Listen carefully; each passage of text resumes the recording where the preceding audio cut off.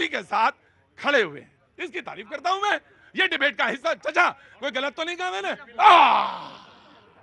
चचा से पूछ लेना बहुत जरूरी। कहां से आना हुआ सर आपका? दिल्ली। दिल्ली में कहां से? बदरपुर से। बदरपुर से।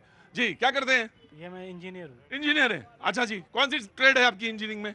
मैं डिटेलर हूँ। डिटेलिंग करते हैं। तो आज कैसे इधर आना हुआ? ये अपना भाई के साथ घूमने के लिए। अच्छा घूम रहे हैं, बहुत अच्छी बात है। कोई बात कहना चाहते हैं? मैं कहना चाहता हूँ, भाई ने बोला था कि क्या बोलते हैं 11 लाख लोग देख रहे थे। हाँ गधे और घोड़े में फर्क नहीं पड़ता। तो जो लोग देख रहे थे वो गधे थे। गजब है। आदमी क्रिटिसाइज करने के चक्कर में अपने को ही गधा बोल देता है। भाई आप अपने को गधा मत बोलिए। आप ही देख रहे थे, आप ही देख रहे थे, और कोई नहीं देख रहा था। सब लोग देख रहे थे, वो सब गधे नहीं है। ऐसा मत बोलिए। उन्होंने गधा घोड़ा नहीं बोला था, उस समय वो कोई और संदर्भ था जिसको वो जोड़े थे। बहुत बहुत शुक्रिया जी, मैं आपको देता हूं जनाब। प्रतीक भैया, आपका शो जनता का शो है। हाँ और जी। यहाँ जो जनता खड़ी होती है उस उम्मीद से खड़ी होती है कि उसके दर्द को सुना जाए, उसके आंसुओं को देखा जाए। और हम ये जो सारे पैनलिस्ट आते हैं, आज एक 30 सेकंड समय लूंगा। थोड़ा भ्रष्टाचार कह रहे थे कि अयोध्या में भ्रष्टाचार हुआ है। हाँ जी। वो भ्रष्टाचार की थोड़ा दूरबीन घुमा लीजिए। आज मिहिजाम के अंदर, जामताड़ा झारखंड के अंदर अनेक भ्रष्टाचार है। एक छोटा सा एग्जांपल से मैं दे रहा हूं, नाम डिस्क्लोज नहीं करूंगा। अगर वो नहीं सुधरे तो, चाहे बिजली की समस्या हो, चाहे रोड नाली की समस्या हो, जामताड़ा नाम तो सबने सुना होगा। साइबर क्राइम की जगह साइबर हब कैसे बने, कोई चिंता नहीं करता है। जब भ्रष्टाचार होती है सारी पार्टियों, ये लाखों आवेदन वहां पे पहुंचे, हजारों आवेदन। हर नीति आयोग में भ्रष्टाचार झारखंड के अंदर जामताड़ा मिहिजाम के प्रशासन में लिप्त है। चलिए, आपने अपनी बात कह ली। Now to come to the topic. दूसरी बात, और एक लास्ट पॉइंट जोड़ के मैं पॉइंट्स पे आता हूं डिबेट पे। ये सारे आवेदन नीति आयोग पीएमओ में गए हैं। 2-3 दिन के अंदर अगर नहीं सुधरे तो उसका परिणाम भुगतना पड़ेगा वहां की सरकार को और प्रशासन को। मैं आपकी, क्योंकि एक पक्ष बोल रहा है दूसरा पक्ष नहीं है, तो ऑफकोर्स अगर ये कोई कंप्लेन है तो कह सकते हैं, आप बिल्कुल कह सकते हैं। लेकिन हाँ, दूसरे पक्ष को भी जरूर सुना जाना चाहिए और ईमानदारी यही कहती है। जी, now you come to the topic. इन्होंने कहा कि राहुल गांधी जी उस पार्टी से आते हैं जिनकी नानी जी शहीद हो गई। दादी जी राहुल गांधी जी के पिताजी की चिथड़े उड़ा दिए गए, शहीद हो गए। उन सारे लोग जो प्रधानमंत्री थे, सम्मान करता हूं। लेकिन राहुल गांधी जी उसी पार्टी से आते हैं जो संविधान को तार तार करके चिथड़ा उड़ा दिया। राहुल गांधी जी उसी कांग्रेस से आते हैं जो इस देश में अनेक सिख दंगे को दिखाए। राहुल गांधी उसी कांग्रेस से आते हैं जो इस देश में आपातकाल लगाकर और जो दंगे कराते हैं उनके साथ इनके प्रधानमंत्री खड़े नजर आते हैं। राहुल गांधी जी उसी कांग्रेस से आते हैं जो हाथरस चले जाते हैं लेकिन बंगाल में नहीं जाते। राहुल गांधी उसी कांग्रेस से आते हैं जो यूपी में जाके राजनीति करते हैं, केरल से संसद में वहां नहीं जाते। और हम अयोध्या और हिंदूवासी अभी भी भाजपा हो चाहे कोई भी पार्टी हो, सबका सम्मान करते हैं। लेकिन सनातन को गाली दोगे तो उखाड़ फेंकेंगे। ये सनातन का जवाब देंगे? सनातन का दुबे जी ने बहुत बहुत स्वागत है आपका। जी हाँ जी, मैं जो कूल डाउन। हाँ जी, ये लोग सबको डराते क्या रहते हैं? कहाँ डरा रहे हैं? सनातन कोई छोटी पुड़िया कोई भी उसको आकर के बहुत सारे मुगल आए, अंग्रेज आए कि सनातन को या हिंदू धर्म को कहीं मिटा पाए क्या? लेकिन ये लोग हमेशा सनातन धर्म खतरे में, हिंदू धर्म खतरे में। अरे भाई, जब पेपर लीक का मामला आता है, लगातार पेपर लीक होते हैं, जब कोई जवाब नहीं सरकार के पास, तो हिंदू धर्म के पीछे आकर के खड़ी हो जाती है। जब युवाओं को बेरोजगार नहीं होता, 45 साल की सबसे ज्यादा बेरोजगारी होती है, तो फिर हिंदू धर्म के पीछे आकर के खड़े हो जाते हैं।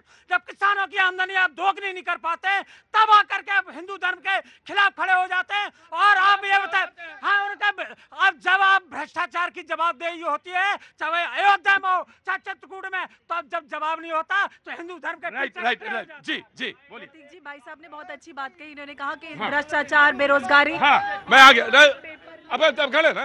भ्रष्टाचार, पेपर लीक, बेरोजगारी, युवाओं के, जनता के कितने सारे मुद्दे उठाए। इनसे पूछ लीजिए, इन्होंने तो सारी विपक्षी पार्टियां इकट्ठा कर ली, 150 से भी ज्यादा। तो ये क्यों नहीं उठा पाई जनता के मुद्दे? ये क्यों आज फिर राम से शिव भगवान पे पहुंच गए? आप तो खुद फेल हो गए जनता के मुद्दे उठाने में। ये ऐतिहासिक सबसे ज्यादा कमजोर विपक्ष है जो आज तक जनता की नब्ज नहीं पकड़ पाया। मैंने 4 दिन पहले जब डिबेट कर रहा था तो मैंने एक बात कही थी कि भाई, बात तो कह रहे थे कि ये राम के पीछे खड़े हो जाते हैं, तो आपके लोग तो शिव, आप हिंदू धर्म के पीछे। अरे हिंदू धर्म कोई राम से अलग है ना? तो इन्होंने सवाल किया कि आप फिर शिव के पीछे क्यों खड़े हो जाते हैं आके, बताइए जनाब अली। हाँ जी, नहीं रुकिए रुकिए, कांग्रेस जवाब देगा, आप तो उसके पीछे खड़े हैं। नहीं वो पीछे नहीं खड़े, वो हमारे साथ खड़े हैं। अरे आज बड़े जी। इंडिया गठबंधन के जितने भी दल हैं वो हमारे साथ कंधे से कंधा मिला के खड़े हैं और हम उनके साथ कंधे से कंधा मिला के। बहुत अच्छी बात। पहली बात।